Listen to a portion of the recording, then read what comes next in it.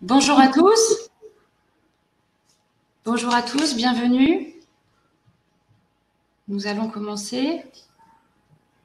Bonjour à tous, bienvenue. Merci d'être à nos côtés pour le 5e épisode du webinaire de l'association GSC. Aujourd'hui, nous avons le plaisir d'accueillir à nouveau Marc Tiercelin, qui est navigateur et entrepreneur, mais aussi Thierry Milon, qui est le directeur des études d'Altares. Et ensuite, Anthony Strecher, le président de l'association GSC, mais également le cofondateur de l'entreprise Achat Plus PME. Et donc, moi-même, Pauline Huvet, je suis responsable de la communication de l'association GSC. En quelques mots, l'association GSC a été créée il y a 40 ans par des entrepreneurs pour des entrepreneurs. Et en fait, à l'initiative de cette singulière et particulière création, il y avait le MEDEF, la CPME et l'UDP. La GSC, c'est la réponse aux besoins de protection chômage de tous les chefs d'entreprise. Elle permet en fait aux entrepreneurs et aux dirigeants de percevoir un revenu en cas de perte de leur emploi pour des raisons économiques. Donc, pour en revenir à notre webinaire, vous avez la possibilité tout au long de l'heure que nous allons passer ensemble de poser des questions. Vous pouvez voir sur le côté droit de votre écran un onglet chat, mais également surtout un onglet questions qui permettra aux uns et aux autres de poser toutes les questions tout au long du webinaire. Et notre webinaire qui est scindé en 3 parties, vous aurez l'occasion de poser les questions après chaque partie. Voilà, Anthony, je te laisse la parole. À toi de jouer. Merci Pauline, bonjour à tous et à tous. Donc oui, en petite règle, Pauline va être notre maître du temps dans ces trois phases. Donc je les répète pour ceux qui avaient l'habitude, mais pour les nouveaux venus. Donc chaque fois, on va essayer de faire des petits blocs avec n'hésitez pas à poser des questions qu'on va enregistrer pour pouvoir y répondre avec aujourd'hui mes 2 acolytes. Alors un acolyte qu'on connaît depuis très longtemps, qui m'accompagne depuis le début, Marc Tiercelin, navigateur chef d'entreprise, donc je dirais un petit peu le virtuose dans la voile, dans l'envoi de spi, le funambule dans les dématages en bateau. Et on a un nouveau venu qui s'appelle Thierry Milon, qui est le directeur des études Altares. Donc on va dire qu'aujourd'hui, c'est un peu le magicien des chiffres et il va essayer de nous donner une focale et une vision beaucoup plus factuelle, chiffrée, avec pas mal d'analyses. Aujourd'hui, un sujet qui est choix complexe, décision difficile, c'est ça aussi être entrepreneur. Alors, je pourrais le dire d'une façon différente. Tout homme et femme chef d'entreprise fait des choix du matin au soir, tout le temps. On fait tout le temps des choix. Ça fait partie de notre ADN et on doit perpétuellement faire des choix. On a voulu traiter un petit peu ce sujet-là dans le sens où aujourd'hui, la situation telle qu'elle est génère énormément de choses anxiogènes, de stress, puisqu'au final, c'est ce qu'on appelle une crise, en recitant certains analystes, ce qu'on appelle une crise mécanique. Personne ne l'a voulu, elle a été provoquée. C'est les États, les gouvernements, tout le monde a arrêté. On a demandé à tout le monde de rentrer chez soi, donc on subit quelque chose. Donc là, ça fait une différence pour le chef d'entreprise. Mince, je me retrouve à devoir choisir, faire des choses que je n'avais pas prévues. Je dois réagir, analyser par rapport à quelque chose que je n'avais pas prévu. Donc là, on est face à un mur, tout le monde, quelle que soit notre taille d'entreprise, qu'on soit tout seul, qu'on soit avec un salarié, un artisan, un indépendant, un chef d'entreprise de TPE, PME, on se retrouve dans une situation actuelle très complexe. Et par quel bout on va la prendre. Donc, dans les webinaires précédents, on avait essayé de voir aussi comment on gère le stress, comment on gère la pression, et toujours orienté vers le chef d'entreprise dans l'accompagnement des décisions, des choix qu'on doit faire. Aujourd'hui, les fondamentaux de l'association, c'est que pour se sortir de quelle que soit la situation que nous vivons, on a fait le choix, c'est un choix de se dire on ne subit pas, on agit. Pour se sortir de toute situation, l'action permet de mieux s'en sortir que l'inaction ou de rester complètement tétanisé. Donc, on est plutôt dans une démarche volontariste et d'essayer d'accompagner et de vous donner quelques briques qui, on ne verra peut-être pas tout, bien certainement, mais d'essayer de vous apporter quelques éléments qui vont vous aider pour demain. Donc, les 3 blocs, on a essayé de faire 3 blocs, c'est accompagner son entreprise vers le changement, faire évoluer la stratégie et les conséquences. Donc là, sur l'accompagnement vers le changement, c'est-à-dire qu'aujourd'hui, j'ai une situation, mon entreprise, mon activité telle qu'elle est, elle ne peut plus continuer comme ça, de cette façon-là, elle ne peut plus continuer comme avant, et il faut que je change, il faut que je bascule des choses. Là, la première règle, qui est souvent, parce que du coup, ça nous stresse, c'est d'essayer de ne pas être dans l'émotionnel, de se dire comment je fais pour faire des choix complexes, comment je fais peut-être arriver à prendre des décisions dites difficiles. La première règle, c'est de rendre ça non émotionnel, de ne surtout pas chercher à générer de l'émotion, parce que bien souvent, l'émotion n'est pas un très bon vecteur de choix, de stratégie. Première chose, bien souvent, que les gens oublient et qu'on essaie de donner, c'est pour faire des choix, il faut se donner des repères. Et les repères, quels sont-ils? Vous pouvez en avoir pléthore, et c'est bien le problème, bien souvent, que l'on peut tous rencontrer. C'est qu'est-ce que je choisis comme repère pour avancer, pour accompagner mon entreprise? Est-ce qu'elle doit faire un changement? Et si oui, vers où je l'emmène et comment j'analyse ça? Un des premiers, quand on a sondé, qu'on a questionné beaucoup de gens, un des repères un des marqueurs, je dirais plutôt, qui est essentiel à toute entreprise, c'est la trésorerie. C'est-à-dire qu'aujourd'hui, je le répète, on le répète beaucoup, la trésorerie. Une entreprise, par définition, doit gagner de l'argent. Pour être viable et pérenne, elle doit continuer à générer de l'entrée des clients et avoir de l'argent. Donc, la gestion de la trésorerie, son évolution, est un très bon marqueur final, un très bon repère, qui va vous permettre de dire est-ce que je suis en train de remonter la pente, est-ce que je la baisse, comment ça fonctionne. Ce marqueur-là, il est à un moment donné essentiel pour tous. Il est très humain, parce qu'à un moment donné, ça veut dire quoi? C'est que il faut aussi, en deuxième intérêt, c'est qu'une charge, si vous considérez qu'une charge est une dépense et point, c'est peut-être pas la bonne méthode. Une charge doit être un investissement. C'est-à-dire qu'aujourd'hui, on doit tous se dire que quand on dépense quelque chose, on décide de dépenser quelque chose pour son activité, pour son entreprise, faut le regarder de façon investissement et non juste une dépense, une charge.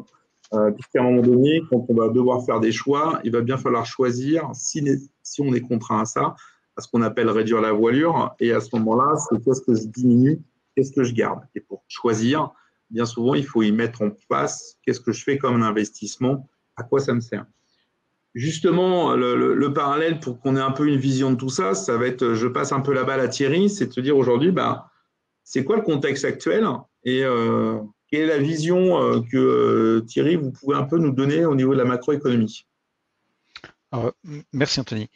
La vision, elle est naturellement extrêmement sévère. Et donc, du coup, il ne faut pas avoir peur de la lire pour pouvoir, dans cette lecture, imaginer quels sont les points sur lesquels on peut retravailler et ou décider éventuellement d'orienter différemment son business.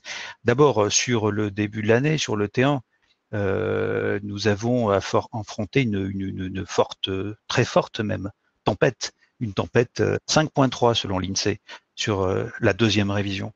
C'est un chiffre qui veut pas dire grand-chose comme ça probablement pour trop d'entre nous. Regardons ce à quoi il peut correspondre sur notre histoire récente, parce qu'on a tous focalisé sur la crise financière de 2008-2009, qui est évidemment et reste malheureusement un mauvais souvenir pour beaucoup d'entre nous. Mais là, moins 5,3, c'est très très inférieur à ce que nous avions enregistré sur 2008-2009. C'est le repère le plus récent de notre histoire qu'on puisse trouver, c'est les grèves et révoltes étudiantes de 68. Donc ça fait quand même longtemps. Donc ça montre la force, la dimension, parce qu'on croyait avoir sur 2008 atteint des profondeurs. Non. Le trou se creuse encore et se creuse encore sur le deuxième trimestre, puisque s'il n'est pas terminé, nous savons que nous serons dans la meilleure des hypothèses aux environs de moins 16 ou moins 17%. Donc c'est autant d'activités évidemment qui n'est pas au rendez-vous du business sur laquelle ou lequel l'entreprise, le dirigeant avait parié lorsqu'il a engagé son activité, lorsqu'il a défini ses lignes de crédit, ses lignes de trésorerie avec ses partenaires en début d'exercice. Et d'ailleurs, en face de ça, on voit sur la slide suivante, Pauline, que nous avons eu une réaction assez immédiate, naturellement, des dirigeants. C'est que la décision prise, encore une fois pour résister à la crise sanitaire avant la crise économique, c'est de confiner.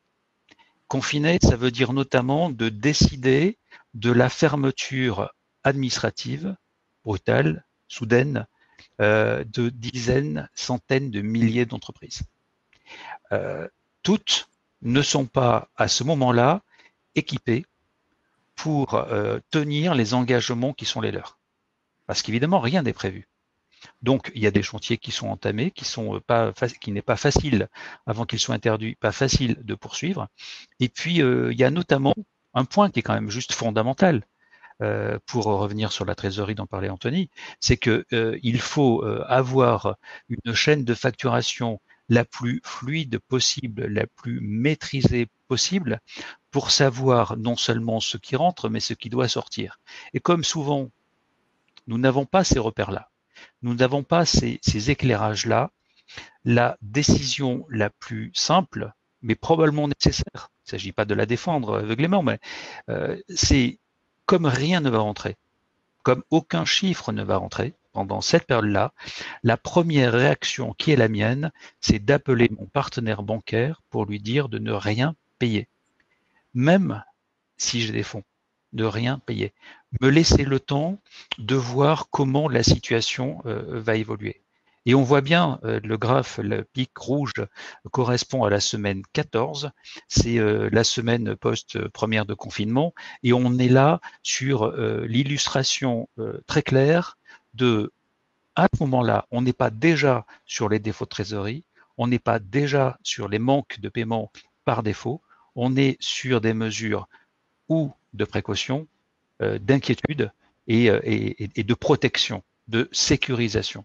Depuis, la situation s'est améliorée. On voit bien que c'est tout à fait ponctuel. Et même sur la fin de la période, là actuellement, nous avons des incidents de paiement, puisqu'il s'agit de ça, en l'occurrence ici, des impayés, des incidents de paiement qui sont beaucoup moins nombreux que ceux que nous avions l'année dernière et l'année d'avant à la même époque. Alors, qu'on ne s'y trompe pas, ça ne veut pas dire non plus que nous sommes tous devenus hyper vertueux, tous solidaires les uns avec les autres. C'est aussi que, naturellement, le business n'est pas au rendez-vous. Donc, moins il y a de business, moins il y a de factures à payer, et moins il y a de factures à payer, moins la probabilité de les payer en retard est devant nous. Mais il n'empêche que... Vous venez de casser mon optimisme, Thierry, en disant super, au final, les entreprises sont un peu plus vertueuses et ont compris qu'on est tous dans un écosystème et qu'à un moment donné, à fermer toutes les vannes dans tous les sens, non, c'est pas ça. Alors, elles sont très vertueuses, mais déjà, on avait vu ça sur 2008, notamment dans la filière automobile. Il y avait eu un accompagnement pour que la filière s'en sorte. Et bien là, c'est pas une histoire de filière, parce que si en 2008, on était plutôt sur d'abord une crise financière et ensuite une crise économique qui a prioritairement touché les grands acteurs orientés à l'international avant que les petits soient impactés, parce que la consommation des ménages les affectait naturellement. Et donc là, ça a pris 2 ans. Là, sur cette crise-là d'aujourd'hui, Covid, c'est tout le monde dans le même bain en même temps. Et donc c'est ça qui fait la force terrible de la crise que nous vivons. Pour autant, ce que nous revoyons à nouveau, et tant mieux, c'est une solidarité. Mais une vraie solidarité. C'est-à-dire qu'il y a naturellement des acteurs qui ont essayé de jouer le jeu de façon différente, plus vertueuse, peu recommandable. Les pouvoirs publics ont identifié le risque que cela présentait, d'une part, et ont mis notamment en place un comité de crise qui a pointé du doigt des mauvaises pratiques et, dans la foulée, pointe du doigt des très bonnes pratiques. Parce qu'il y en a eu, des très bons comportements, des entreprises qui ont appelé leurs clients en leur disant « Je comprends, vous êtes fermé administrativement, vous ne serez pas en capacité de me payer, ce n'est pas grave, tranquillisez-vous. » Et dans le même temps, appelez les fournisseurs pour dire « J'ai avec vous des pratiques commerciales de règlement à 50 jours, souvent un peu plus, je vais tout faire pour les réduire, dites-moi l'urgence de votre situation, de sorte à ce que je puisse, si ça m'est possible, anticiper l'échéance. Donc non, il y a eu des bons comportements. Alors, justement, c'est un peu on va dire qu'on a une volonté, je dirais, d'action et de positivisme. Le postulat, un des postulats de base, c'est qu'aujourd'hui, on est tous concernés, on a tous une contrainte extérieure très forte, dont on a tous conscience, tout le monde est au courant, tout le monde le sait. Donc, ce système de contrainte extérieure à l'entreprise, à l'extérieur avec nos collaborateurs, notre écosystème, nous permet peut-être d'avoir un élément motivant et fédérateur pour que l'on puisse entamer le changement d'orientation ou des choix. Si on doit orienter des postes, des fonctions où il n'y a plus trop de business, ça nous permet au final d'avoir un pilotage plus resserré de la trésorerie, parce que l'air de rien, c'est quand même ce qui fait vivre une entreprise. Si elle n'a plus d'argent, elle n'a plus de cash, elle ne peut plus fonctionner. D'avoir ces indicateurs, mais la contrainte extérieure devient un élément au final qui peut permettre l'adhésion de tous à des changements. Justement, qu'est-ce qu'en pense Marc, qui avait l'habitude d'être toujours de naviguer dans un système, dans un environnement avec contraintes? Au niveau de la voile, de la mer, des équipages, ça se passe comment quand on est dans cette mécanique-là?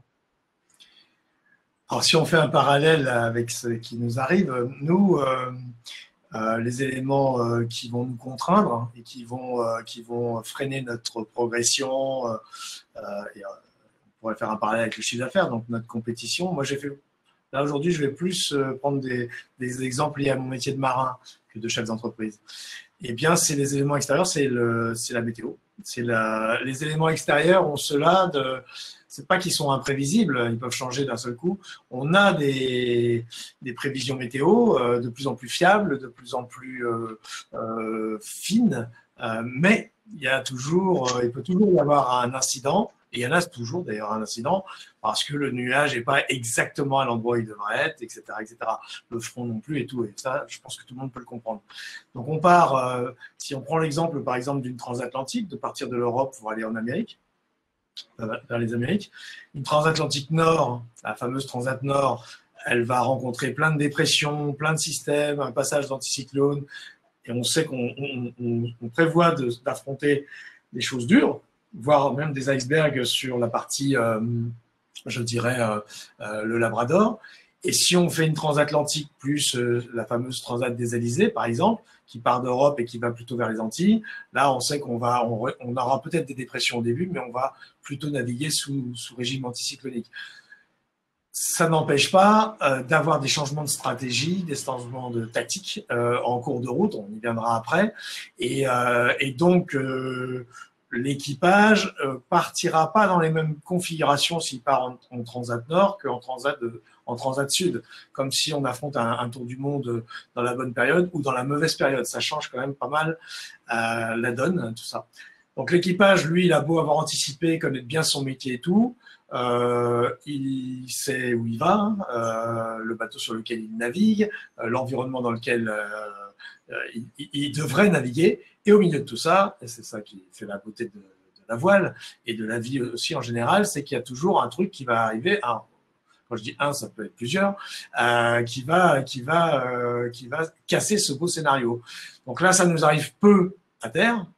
On vient de voir le graphique de Thierry, c'est vrai que ça arrive peu. Je ne connaissais pas, je ne pensais pas que 68 avait une incidence comme celle-là. C'est très intéressant. D'ailleurs, au passage, je me permets, le rebond après 68, il est excellent. Donc, si c'est la même chose l'année prochaine, ça va être super. Youpi. Et donc, nous, par contre, c'est tout le temps. C'est tout le temps, c'est-à-dire qu'à chaque course, même les entraînements, on va s'en prendre une, quoi. En tout cas, on se dit que peut-être on va s'en prendre une ou tout ça. Et donc, tout l'ensemble de l'équipage, du projet, est toujours tendu vers la possibilité que les choses changent radicalement en cours de route. Ce qui fait qu'il y a une philosophie, je vais appeler ça une philosophie, une psychologie qui est en général adoptée par les marins, d'avoir l'humilité, on le sait, que ce soit en solitaire ou en équipage, d'ailleurs, au passage, l'humilité face aux éléments, ça peut peut-être nous aider là actuellement. Et puis, cette réactivité pour l'adaptabilité, pour s'adapter très vite à ce qui nous arrive. Si c'est vraiment terrible, genre un ouragan qui n'était pas prévu sur la route, qui est né pendant la traversée et qui nous rattrape, j'ai connu cette situation, bien là, on en prend plein la tête. Donc, il faut parer au plus pressé. Donc, voilà, c'est un peu ce qui nous est arrivé avec le Covid. Hein. Là, le parallèle est vraiment bien trouvé. Et essayer de sortir le moins mal possible, c'est ce que tout le monde a essayé de faire, et tu as compris, etc. Mais d'accepter totalement que ça va remettre en cause la course, la vitesse, peut-être la fin de l'aventure et tout. Et je n'ai pas de recette à donner, simplement c'est de l'accepter, de l'accepter et de faire l'état des lieux après la crise, c'est ce qu'on fait en ce moment, et de s'adapter. Et nous, en bateau, on regarde ce qui nous reste, où on en est. Tout le monde est au même niveau. On y viendra peut-être après. Et tout le monde a vécu comme tu le disais, comme tout le monde a vécu la crise en même temps, ensemble, sur le même bateau. Ah, une petite question pour préparer les gens à en poser. J'en ai une pour tous les deux, Thierry et Marc, et après vous choisissez dans l'ordre où vous voulez la poser. Est-ce que le fait qu'on ait tous subi la même chose, pour pouvoir se dire l'entreprise, parce que là c'est comment j'accompagne l'entreprise à changer, à évoluer, là de ce que j'ai compris un petit peu en filigrane des deux, c'est qu'à un moment donné, il faut emmener tout le monde, son écosystème si on est tout seul, ou aussi son entreprise si on a plusieurs collaborateurs, collaboratrices. Il faut emmener tout le monde à changer de cap, à se réadapter. Est-ce qu'aujourd'hui, c'est un peu ça le fait pour emmener tout le monde, c'est la prise de conscience et la transparence qu'il faut avoir par rapport à la situation et à la crise que peut avoir ça l'entreprise. Mais je pense qu'en bateau, Marc, il y a un dématage, il y a un problème de tempête, de météo, tout le monde est au courant, tout le monde voit la situation. Est-ce qu'en économie, Thierry, tout le monde se rend compte? Je pense que oui. Là, vu la situation, il y a aucune personne n'est pas au courant que ça va mal. Mais en fait, la réponse, c'est pas tant de savoir si on est au courant que ça va mal, parce que là, on peut compter sur toutes les chaînes télé pour nous le rappeler, du matin au soir, et les gros titres des médias. Non, ce qu'il faut bien avoir en tête, c'est arriver à trier toute cette information pour retenir celle qui nous fera grandir plutôt que celle qui nous fera mourir. Et donc, en l'occurrence, l'État a mis en place, je l'aurais dit, des situations, dans une situation compliquée, rapide, urgente, a mis en place des dispositifs tout à fait remarquables, mais beaucoup de chefs d'entreprise n'avaient pas réussi à comprendre ce dont ils pouvaient disposer, à quel rythme, à quel moment, dans quelle facilité, à commencer par le fonds de solidarité, par exemple, qui a été moteur. Et après, naturellement, on parlera tout à l'heure des prêts en revenant sur la trésorerie. Il y a, par exemple, tu parlais de transparence, évidemment, il faut de la transparence pour rassurer, pour remettre de la confiance. Et on a vu, notamment historiquement, sur les relations avec les prêteurs, avec les financeurs, avec les banquiers, avec ceux qui accompagnent les projets d'une façon générale, que si on manque de transparence, on n'arrive pas à convaincre et donc le prêteur ne prête pas. Marc, la transparence? Oui, non, par rapport à ce que tu posais comme question, je rajouterais que, et là c'est le marin mais aussi l'homme d'entreprise à terre qui parle, c'est la lucidité, d'être lucide sur ce qui nous est arrivé. J'abonde dans le sens de Thierry, c'est vrai que si on s'informe qu'auprès des médias, on ne va pas aller très très loin. Et en fait, il faut voilà, nous, tu parlais de l'émotion tout à l'heure, il y a de l'émotion, par exemple en bateau s'il y a un problème, je parle d'un problème sérieux, ou si, pas forcément de la casse technique, si le choix tactique est mauvais ou qu'on est vraiment que de deuxième, on devient dernier, il y a une émotion forte. Mais si on est livré qu'à nos émotions, on va rester dernier. Et donc, il va falloir ramener de la rationalité et de la lucidité. Comment on va faire pour regagner la seconde place, voire la tête de la course. J'insiste là-dessus. C'est vrai que l'avantage du bateau, mais on peut faire un parallèle avec ce qui nous arrive ici à terre. Actuellement, c'est qu'on est tous ensemble, tout le monde vit la même chose, donc personne ne peut dire non, non, moi je vais m'en sortir, vous je sais pas, on peut pas fonctionner comme ça. On est tous obligés, c'est presque, ça oblige, même si les marins en général sont solidaires, voire sont en général toujours solidaires, là ça oblige vraiment à l'être totalement. D'accord. Pauline, qui est notre maître du temps et notre timeuse qui a la clé des temps et l'animation, est-ce qu'on a des questions? Pour l'instant, il n'y en a pas Non. d'autres et on continue. N'hésitez pas à poser des questions, même si après Pauline les note, on les voit. Et de toute façon, on essaiera d'en répondre. Donc, même s'il y en a une qui vient un peu plus tard, on essaiera d'y répondre précisément. Justement, c'est peut-être un peu moins le côté charnière, c'est le changement de stratégie. Alors, ça veut dire quoi le changement de stratégie? Qu'on disait en deuxième bloc, parce que c'est pas très éloigné de toute chose et c'est pas quelque chose je dirais, qu'on a pondu dans une école de commerce. C'est qu'aujourd'hui, on sait tous que là, potentiellement, la situation fait que les cartes on rabat les cartes. La situation a changé, le contexte a totalement changé et il faut avoir la lucidité de se dire est-ce que, mon business et mon entreprise, mon business, mon activité, dans le contexte actuel, peut continuer à se développer? Oui, non. Si c'est oui, bah, tant mieux, on essaie encore plus de le développer et c'est génial. Si c'est pas le cas, faut accepter de se le dire et de se dire, OK, le marché là que j'ai connu n'existe plus, ou il a changé. Et là, il faut que je change. Il faut que je change mon entreprise. Alors, soit ça peut être le canal, et c'est pour ça que c'est vraiment important de faire ça de façon posée, structurée, de ne pas jouer dans l'émotion, c'est de donner la photographie de quelle est ma situation économique de mon entreprise, comment mes clients aujourd'hui fonctionnent, est-ce que j'ai toujours un marché, est-ce que j'ai toujours quelque chose à vendre, et est-ce qu'il y a des gens qui sont là pour l'acheter, de façon un peu synthétique, quel que soit le marché. Si ce n'est pas le cas, comment je fais? Donc, il y a deux choses et deux questions à poser. La première, c'est est-ce que c'est juste temporaire? J'ai une baisse d'activité, on a une activité, mais ça y est, qui va reprendre à partir du mois de septembre parce que ça y est, maintenant, les gens peuvent recirculer, les gens peuvent venir dans mon commerce, les gens vont se mettre à acheter. Est-ce que j'en suis réellement sûr et certain? Ou non, ce mode de consommation va s'arrêter pendant 2 ans, 3 ans. Il faut que je trouve un autre mode de fonctionnement, que ce soit en acquisition client, ou même, je dirais aussi, il faut que je vende totalement autre chose. La situation actuelle a mis en opportunité tout le monde sur la même ligne de départ, avec des armes. On est tous avec des armes, on a tous des possibilités de réactiver des choses. Maintenant, il faut savoir l'orienter, le refaire. Donc là, ça veut dire c'est déterminer d'une stratégie, déterminer d'un positionnement. Avant de donner l'avis, demander l'avis à Marc et à Thierry, je voulais quand même aussi vous donner 2 exemples positifs parce qu'il faut quand même aller de l'avant et pas être toujours dans le négatif. Je vais donner un exemple d'une entreprise dans l'événementiel qui, du jour au lendemain, beaucoup ont été contraints et arrêt total. Il n'y a plus de business, il n'y a plus d'activité. Donc, l'entreprise a réussi à quoi? J'ai des équipes en interne, j'ai des menuisiers, j'ai de la capacité à produire des choses. De quoi on a besoin? En attendant, je mets en place des distributeurs sans contact pour du gel hydroalcoolique. C'est une opportunité, c'est un exemple. Ils ont modifié, ils ne sont pas restés statiques. Je vais donner un autre exemple qui a eu lieu quelques années durant la crise, un peu avant 2008.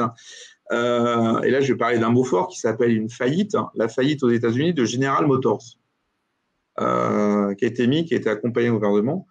Ils ont fait des choix difficiles, ils se sont mis en faillite, ils ont hélas fait un plan de licenciement, mais aussi un plan de réinvestissement et de reprise d'activité. Donc, ils ont dû faire des choix très difficiles. Il y a beaucoup de monde qui sont restés sur le carreau, mais ils ont lié ça de la remise à plat, de l'investissement, ils se sont réappropriés, sont remis à développer et ils en sont sortis. Donc, je donne 2 exemples diamétralement opposés, des tailles d'entreprise diamétralement opposées, dans des périodes diamétralement opposées, mais de se dire, c'est possible, même quand on a un arrêt d'activité, il est possible de faire des choses. Et justement, bien souvent, la ligne directrice, c'est qu'il faut arriver à déterminer d'une stratégie. Marc, aujourd'hui, comment toi, tu définis la stratégie, la tactique? Comment ça se passe en bateau, dans le monde nautique? Déjà, je vais être un peu iconoclaste, hein, mais c'est pas grave, je l'assume et j'aime bien. Ce qui nous arrive, on y arrivera, on s'en sortira. On s'en sortira. Avant la prochaine crise, on s'en sera sorti. Et c'est du mouvement. Et le mouvement, c'est la vie. La routine, c'est la mort. Non, le mouvement, c'est la vie. Donc, de toute manière, ça nous secoue, ça change nos habitudes. Pour des boîtes qui venaient juste de commencer, ça c'est super dur parce qu'elles se disent j'ai même pas eu le temps de faire un peu ma place, que bing, ça y est, ça a explosé. D'autres qui sont là depuis très longtemps, il était temps qu'on enlève la poussière sous le bahut. Hein. Donc, maintenant, voilà, ça y est, tout le monde, on est tous repartis sur un pied d'égalité. Mon entreprise comme General Motors, on est pareil. Non, je rigole, mais voilà. Non, plus sérieusement, ou plus précisément, en bateau, c'est constant, ça aussi. C'est-à-dire que ça fait vraiment partie de la compétition. On a, si je prends un exemple, on fait une Transat Jacques Vabre, par exemple, qui part du Havre jusqu'au Brésil. On va avoir la Manche, la partie Manche, la pointe Bretagne, le golfe de Gascogne, la plongée dans l'Atlantique, la traversée de l'Équateur et l'arrivée sur le Brésil, en gros. En général, au briefing, les briefings 3-4 jours avant, et le briefing surtout du dimanche matin, quelques heures avant le départ, on a les dernières météos, donc la dernière liasse météo d'une météo à 7 jours et d'une précision, on va dire, à 3 jours avec des modèles, et tout ça est intégré aux ordinateurs et tout. On fait un briefing météo avec un ingénieur météo qui va nous dire à peu près ce qu'on risque d'arriver. Donc, on a la ligne de départ, on suit le schéma et tout d'un coup, on arrive sur Cherbourg, donc on n'est pas très loin du Havre, hein, ça fait que 2 heures qu'on est en course. Et là, le front nuageux n'est pas là, donc la bascule devant, elle n'est pas là. Donc, si on l'a anticipé, qu'on est descendu, par exemple, pour aller la chercher, on est marron. Si on a suivi la route, une autre route, on s'est dit non, le modèle, j'y crois pas trop, eh bien, on est mieux. Mais c'est constamment des arbitrages. Alors, en bateau, mais en entreprise, pareil, il y a une stratégie générale. On se dit, par exemple, pour cette transat, c'est plutôt la route sud qu'il va falloir favoriser parce que l'anticyclone est très installé, donc il faudra le contourner, ou la route nord ou la route centrale, la route médiane. Et donc ça, c'est la stratégie. Et la tactique, c'est au jour le jour, à l'heure, tous les 4 heures, ça dépend des bulletins météo et des classements qui tombent.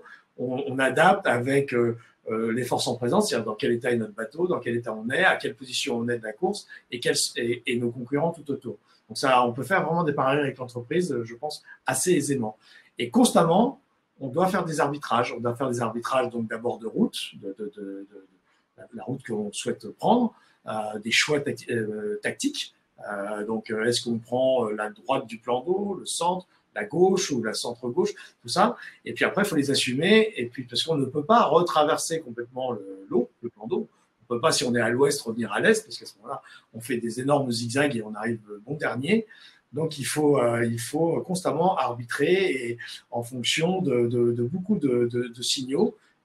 Donc, l'état du bateau, l'état de l'équipage, ce que l'on sait de notre bateau et de notre vitesse. Et si est-ce qu'on est capable de doper un peu notre vitesse, d'aller plus vite que d'habitude, d'aller chercher tout ça. Et ça, c'est passionnant.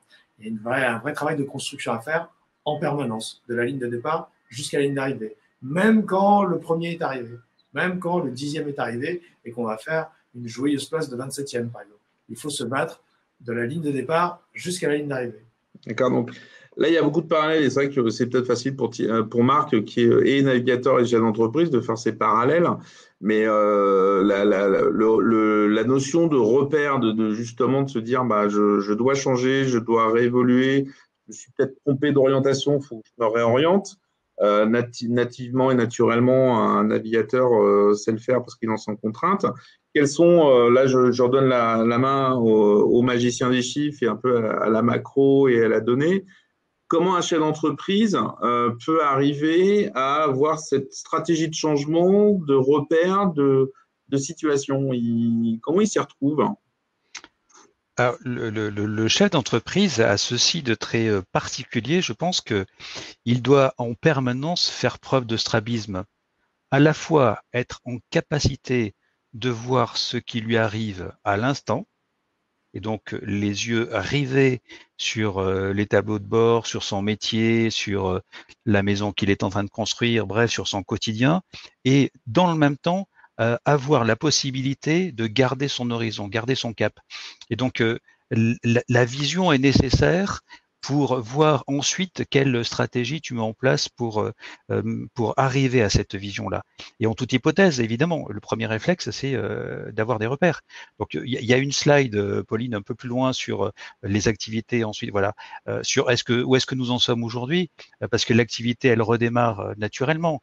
Est-ce qu'elle redémarre vite ou pas? Et est-ce qu'en fonction de ce que je vois, j'ai une capacité à dire, je vais y arriver ou pas?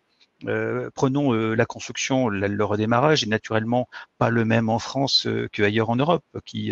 En France, nous avons été confinés. Ailleurs en Europe, la construction s'est poursuivie. Donc, on voit bien, en prenant 3 mois, en bleu, avril, puis violet clair, mai et juin en rose, que nous avions sur la construction, par exemple, à fin avril, simplement atteint 25% du business classique.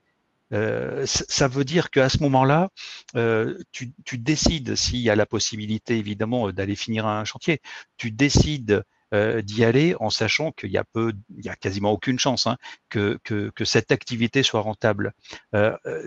Quand on arrive au mois de mai avec la moitié du mois qui était confiné encore, on arrive à la fin du mois à rattraper un peu de business, mais on est quand même qu'à 66%. Et à la fin du mois de juin, ils espèrent avoir atteint 85%. Donc ça veut dire que, en toute hypothèse, en dépit du redémarrage, nous devons avoir en tête que nous finirons le semestre avec un recul d'activité, un retrait d'activité. Donc, ce chiffre d'affaires qui ne sera pas rentré, c'est évidemment au moins un enseignement sur la stratégie de ressources de l'entreprise. À ce moment-là, je dispose de qui, de quel talent et de combien d'argent pour faire face. C'est la priorité pour pouvoir imaginer au moins le coup suivant, qui est comment évidemment je peux aborder le mois de septembre et la rentrée. Et donc à ce stade-là, il y a besoin d'aide. Voilà. Je pense que le dirigeant doit être accompagné en permanence. Il ne faut pas qu'il ait peur de demander de l'aide et il faut que cette aide lui soit évidemment proposée, offerte et disponible. Par exemple, quand on est dans un métier, on parle évidemment beaucoup de trésorerie maintenant, mais il y a quand même trop d'acteurs encore qui ne pilotent pas, qui ne suivent pas, qui ne connaissent pas leur trésorerie et qui plus encore, ne connaissent pas la situation de leur marché, ne savent pas dire si ceux qui le font, ils le font dans des ratios métriques d'activité qui sont convenables, comparables. Donc là, il y a des acteurs, par exemple la Banque de France, par exemple les experts comptables, permettent à chacun de benchmarker pour savoir est-ce qu'au moins je suis dans une position de résistance ou plutôt une position qui m'impose de devoir envisager une réorientation. Et après, sur cette orientation, naturellement, il faut s'informer. Il faut regarder. Il y a beaucoup d'informations aujourd'hui avec l'open data qui sont disponibles. Si on a besoin au moins de mieux comprendre un métier, de comprendre un business, etc. Mais il y a quand même besoin d'expertise supplémentaire pour savoir où on met les pieds. Par exemple, tu parlais d'événementiel. J'ai le plaisir d'accompagner la filière de la communication. C'est clair que ça a été terrible pour eux. Et donc, il y a besoin de trouver un palliatif. Mais là, pour le coup, c'est une décision du moment qui a vocation à dire comment est-ce que je résiste, comment est-ce que j'arrive à tenir. C'est pas une réponse à comment je vais grandir, c'est pas encore là de la transformation. Et donc, pour arriver à se transformer, encore une fois, il faut à minima savoir où tu en es aujourd'hui et c'est quoi ta vision dans 10 ans, dans 5 ans, dans 3 ans, peu importe. Mais au moins avoir un cap. Si tu n'as pas de cap, l'engagement qui sera le tien sera forcément un moment pris à défaut. D'accord, donc c'est-à-dire, si j'essaie de faire la synthèse des deux, sans devenir complètement schizophrène, ça ne va pas être simple, mais ça va être très facile au final, c'est avoir des repères, savoir où est-ce qu'on en est, où est-ce qu'on veut aller, et d'avoir les points d'étape. Et au final, on a beaucoup d'informations qui nous sont disponibles, aller chercher les informations, ne surtout toujours rester dans une façon non émotionnelle, de prendre les choses de façon pragmatique, lucide, posée pour se dire, voilà, je dois changer, mon entreprise doit évoluer parce que les règles sont plus les mêmes. Je dois emmener l'ensemble de mes collaborateurs, mes collaboratrices dans un mode de fonctionnement autre. Donc, faut que je sois transparent, mais il faut que même, que ce soit pour moi ou pour les autres, que je leur donne ces repères-là et d'avoir, si on se dit, voilà, je donne la photographie simple, synthétique, je sais où j'en suis, donc je connais aussi mes ressources de ce que je peux faire et ce que je ne peux pas faire. Je décide d'aller là ou là et je me fais ces repères d'étapes. C'est un peu ça si j'essaie de transcrire l'homme des chiffres et le navigateur au long cours. Parce que c'est un peu ça la synthèse des deux, messieurs. Enfin, pour moi, oui. Marc, je ne sais pas si… Je précise à tout le monde, je ne les ai pas payés pour qu'ils soient d'accord avec moi. Hein. Pas en accord. Absolument. Et ce n'est pas l'après-midi qui nous fait ne pas réagir non plus.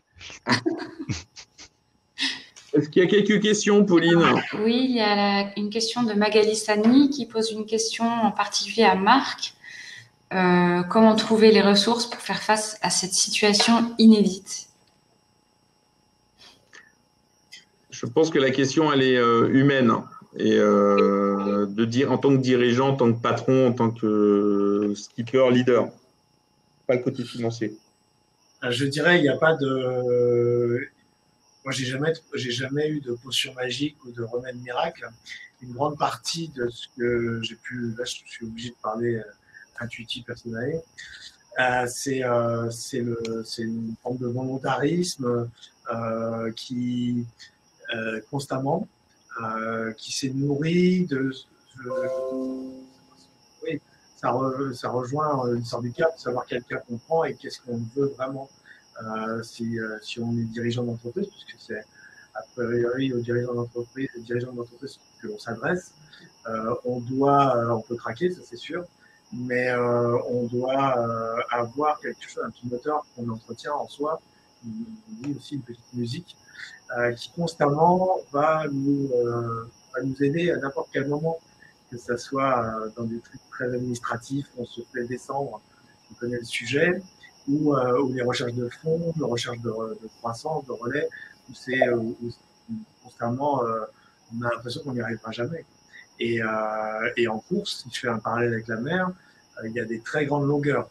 Quand, pas forcément après Avarie, mais quand on rentre le Pacifique, aller contre le globe, moi, ça durait un mois le Pacifique, c'est long. Et il ne faut pas se désunir. C'est-à-dire que quand on pense qu'il faut que toutes les minutes, toutes les heures, tous les jours, toutes les semaines, on soit motivé, jour et nuit en plus, pour garder sa position, voire pour battre celle de devant, eh bien, il faut, les ressources, elles sont en soi. Elles sont vraiment en soi. On peut faire du tatouage, du yoga, tout ce qu'on peut, mais c'est vraiment avant tout en soi.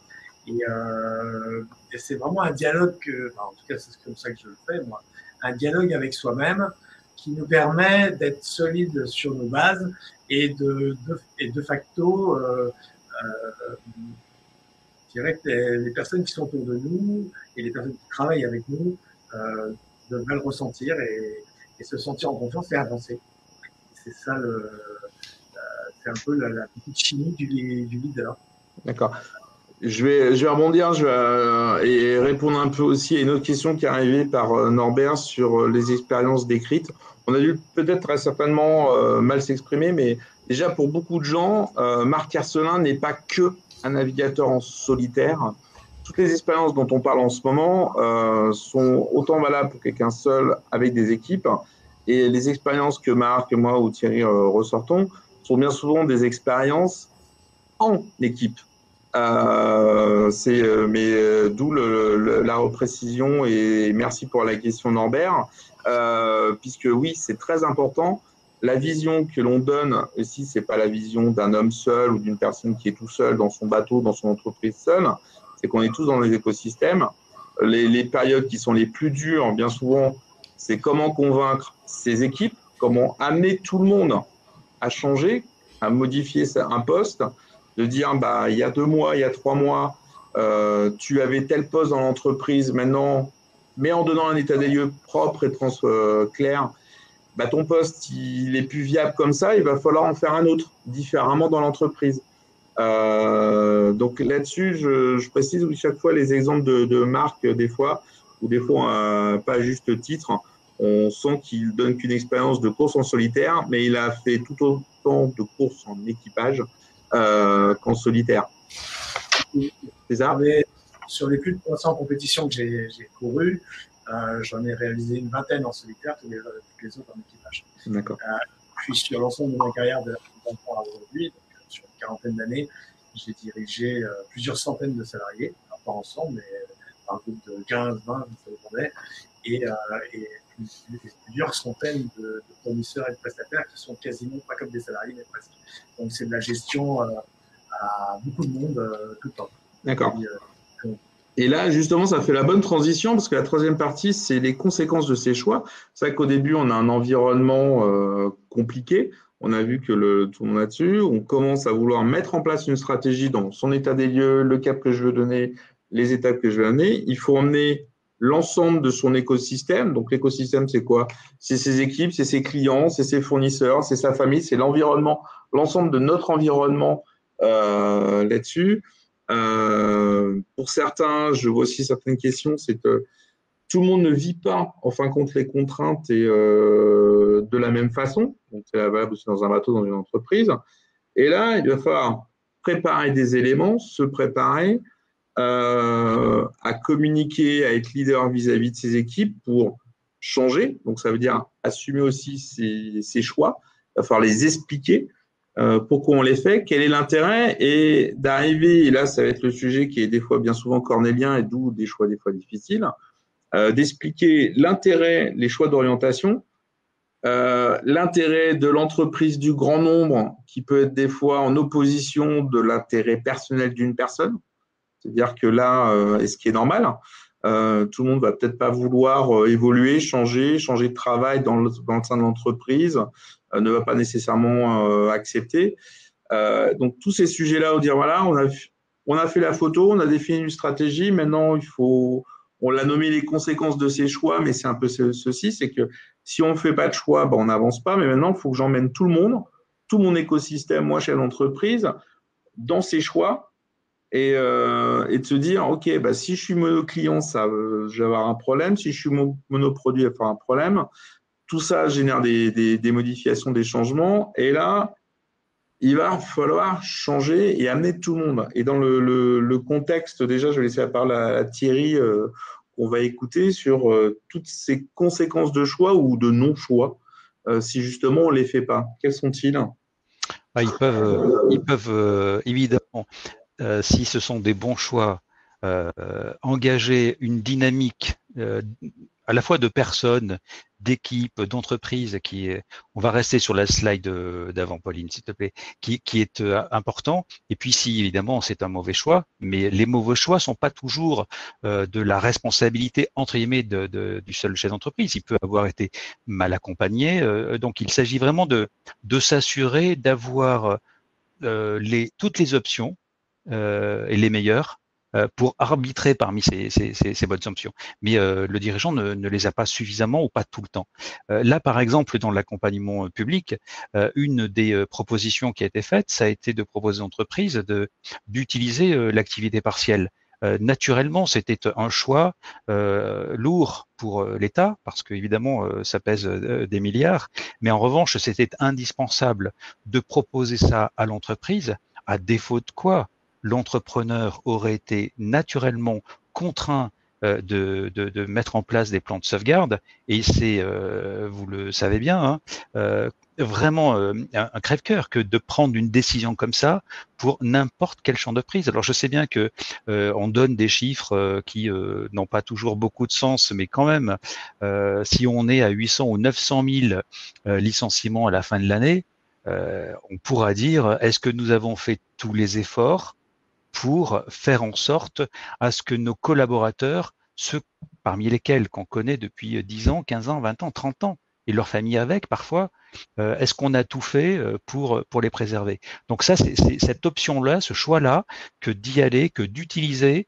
le dispositif d'activité partielle est évidemment une option qui n'a pas été choisie par tous, mais lorsque ça a été le cas, elle a été bénéfique. Deuxième proposition, slide suivante, c'est sur le PGE. Alors on peut penser ce qu'on veut, dire que c'est un prêt, donc du coup une dette, et donc quand le remboursement viendra, ça tuera les entreprises. En attendant, ça les sauve. En attendant, ça les sauve. Et donc, l'option, cette fois, qu'il faut prendre, c'est accepter d'y aller, mais y aller armé. C'est-à-dire que c'est pas parce que l'État met en place 300 milliards d'ici la fin de l'année que c'est open bar pour tout le monde. Il faut malgré tout aller voir le partenaire bancaire, avec conviction, 2 avec transparence. Et donc, c'est ce que nous disions tout à l'heure. Lorsque le banquier reçoit des dossiers qui sont incomplets, qui ne projettent pas, qui n'ont pas de cap, qui n'ont pas de vision, naturellement, plus que le risque, le banquier va regarder et va être déçu de l'absence de visibilité, de lecture du business que lui proposait le chef d'entreprise qu'il a en face de lui. Et là-dessus, sur les dossiers éligibles, on voit que seulement 2,6% ont été refusés. Donc, il y a quand même eu une initiative, une action forte. Il va falloir naturellement que les choix qui seront pris aujourd'hui sur l'orientation des business permettent naturellement l'année prochaine de rembourser ses prêts. Parce que une des incidences les plus fortes, les plus douloureuses, naturellement, que l'entreprise va rencontrer si elle fait un mauvais choix, c'est la slide suivante, la défaillance, le dépôt de bilan, dans la meilleure hypothèse. Si on peut passer à la slide numéro 7, la suivante. Voilà. Nous avons parmi les dispositifs d'accompagnement des pouvoirs publics celui qui a consisté d'abord à définir un point de départ du Covid. Donc la crise, c'est le 12 mars. Voilà, c'est la date officielle du Conseil d'État. Et donc, la situation, c'est, on regarde où vous en étiez le 12 mars, et en fonction de votre situation, vous êtes bon ou pas bon, si je peux dire assez brutalement les choses. Et donc, si au 12 mars, vous étiez en difficulté, en cessation de paiement, eh ben, vous allez voir le tribunal tout de suite et vous allez essayer de lui présenter une probabilité, une possibilité de rebond, mais ça va être très, très compliqué. Si en revanche, vous n'étiez pas en cessation de paiement le 12 mars, vous allez être considéré ne pas l'être jusqu'au 23 août. Pendant toute cette période-là, même si vous êtes en cessation de paiement, vous serez considéré comme ne l'étant pas.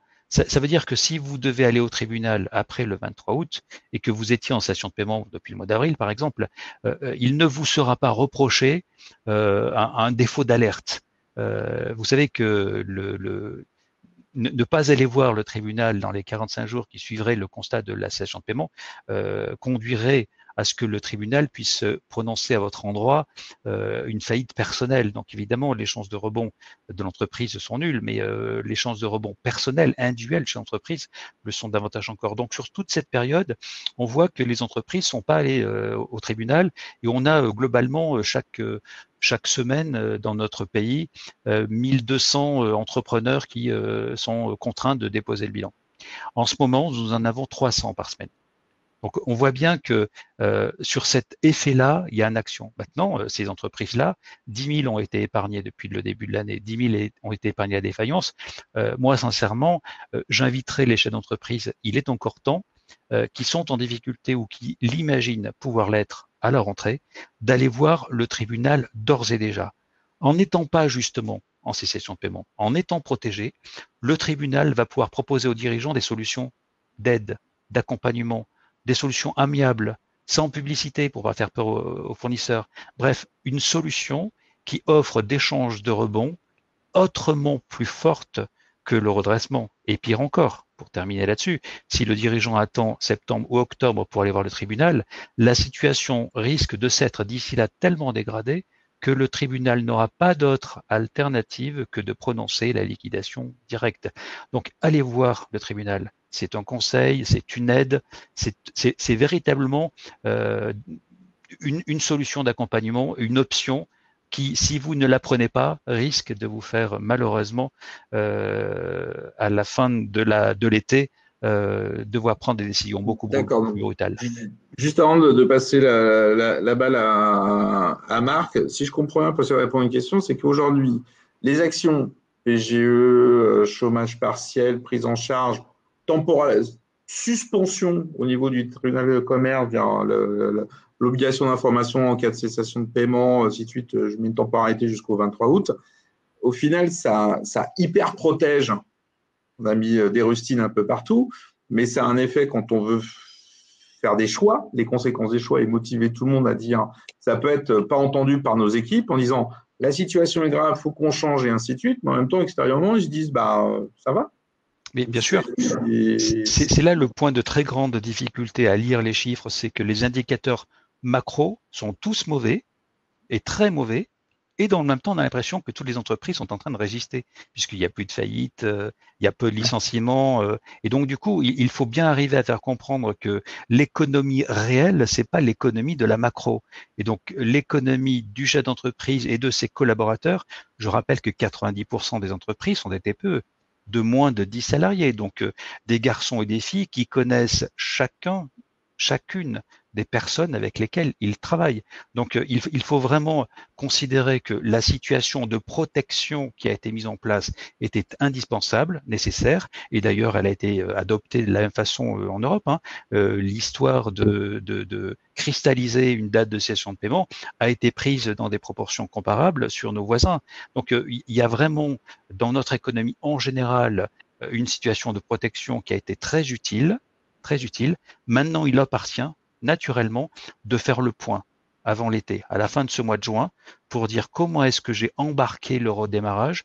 On n'est pas encore une reprise, mais comment j'ai embarqué le redémarrage. Parce que quand on sera en phase de reprise, il s'agira aussi de repartir à la caisse pour acheter des stocks s'il manque des marchandises. Et là, à ce moment-là, il y aura des pressions sur le BFR qui seront insupportables pour beaucoup. D'accord. Marc, au final, en bateau, c'est plus simple? Oui. Ou pas, enfin. Je dirais que, mais comme dans une entreprise et comme dans un petit village, comme nous aussi, à la base, c'est beaucoup de TPE, les milliers de fournisseurs qui construisent un bateau, qui l'accompagnent durant sa durée de vie et ses compétitions et autres, c'est des TPE majoritairement, comme le tissu français. Mais sur un bateau, par exemple, s'il nous arrive un problème, alors d'ordre technique, humain ou stratégique, genre on était en tête, comme je disais tout à l'heure, et tout d'un coup on se retrouve dernier, tout le monde l'a vécu.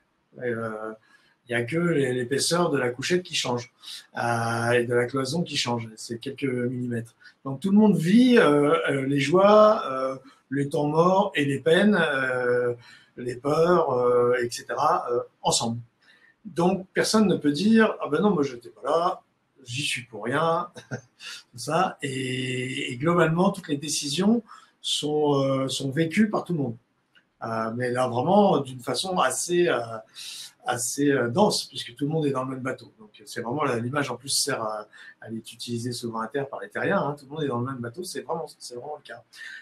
Donc c'est moins difficile de fédérer, de mettre que toute l'équipe, que tout l'équipage se remette je dirais en marche, en route.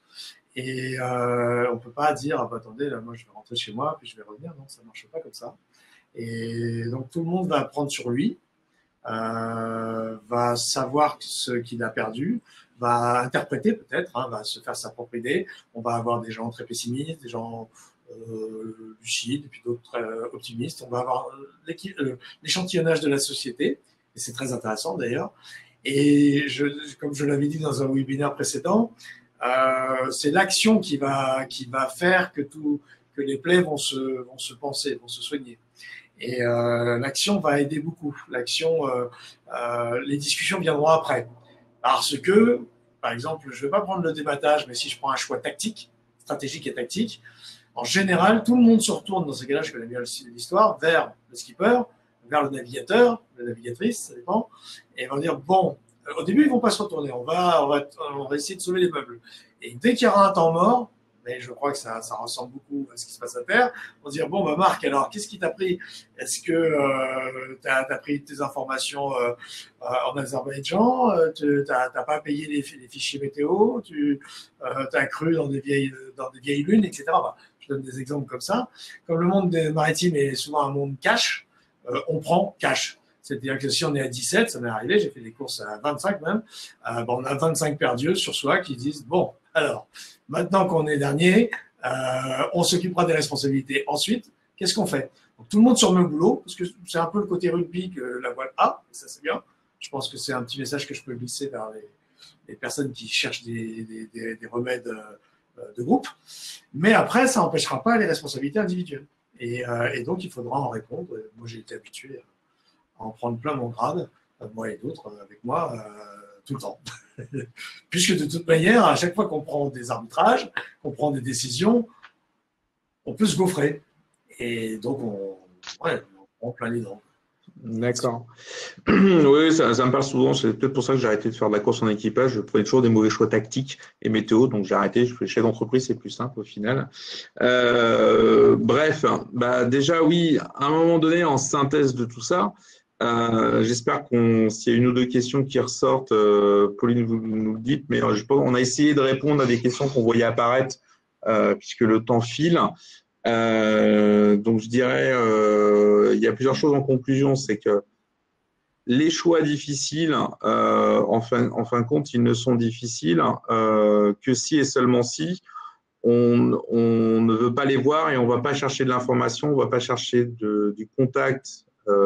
Les tribunaux de commerce, justement, comme le disait Thierry, sont une source d'information, une source de prévention pour éviter d'aller trop loin.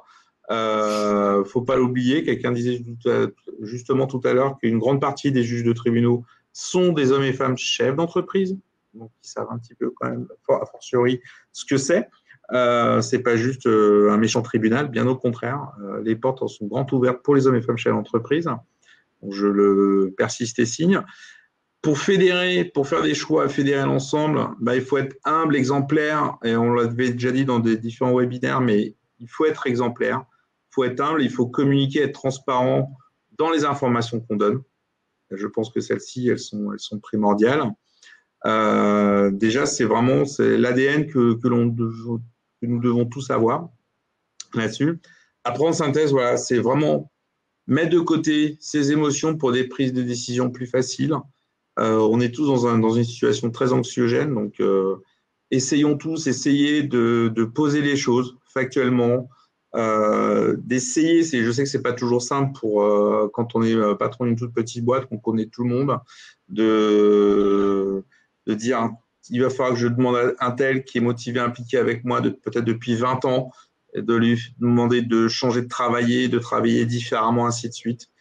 Il faut accepter que le contexte change. Il faut accepter aussi que vous-même, nous-mêmes, même si l'entreprise vit un moment difficile, on n'est pas nécessairement responsable. On n'a peut-être pas fait un choix stratégique mauvais, mais c'est comme ça, la situation est là et il faut que je m'adapte. C'est peut-être pas de ma faute, mais j'ai peut-être fait les bons choix, mais là aujourd'hui, le contexte a changé. Comme disaient justement Thierry et Marc, c'est avoir un œil sur le quotidien et un œil sur le long terme. C'est de se donner un cap, mais de savoir en fait dans quel état et à quelle étape je suis là. Et justement, de mettre en place des marqueurs, des indicateurs de pilotage. Donc, à un moment donné, le suivi de sa trésorerie, si celui-ci, on ne l'a pas, ça va être compliqué pour demain. Et en final, oui, savoir consulter le tribunal de commerce, il a un rôle de conseil, d'accompagnement. L'organisation patronale du territoire, sa confédération professionnelle métier, faut vraiment pas hésiter à aller les voir, ne pas rester seul. C'est très important pour que nous tous, nous puissions sortir et passer le plus indemne avec plein d'énergie nouvelle derrière. Voilà, c'est le webinaire, on a déjà débordé, ça va, heureusement qu'il ne nous coupe pas la durée et la vidéo. En conclusion, voilà, les choix difficiles, ils sont au final possibles à faire, il faut bien les vivre.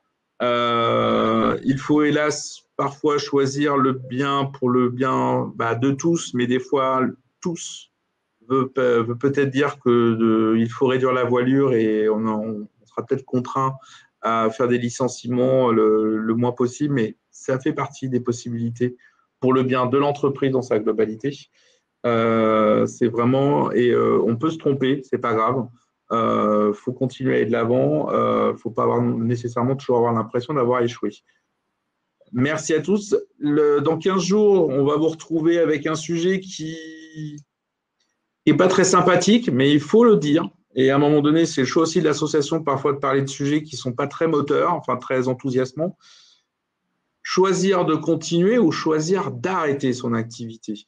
C'est important de se le dire et on essaie de trouver des invités. Je suis sûr c'est toujours difficile, mais Est-ce que je dois continuer mon activité ou est-ce qu'il faut que je l'arrête? Comment je choisis et qu'est-ce que je fais?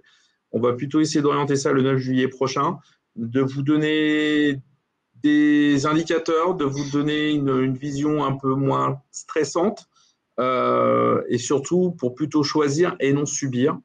Voici un peu le mot de la fin, choisir et non subir, agir, agir et encore agir.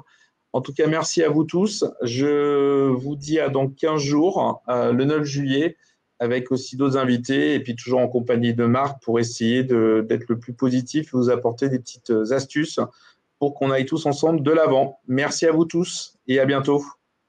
Merci.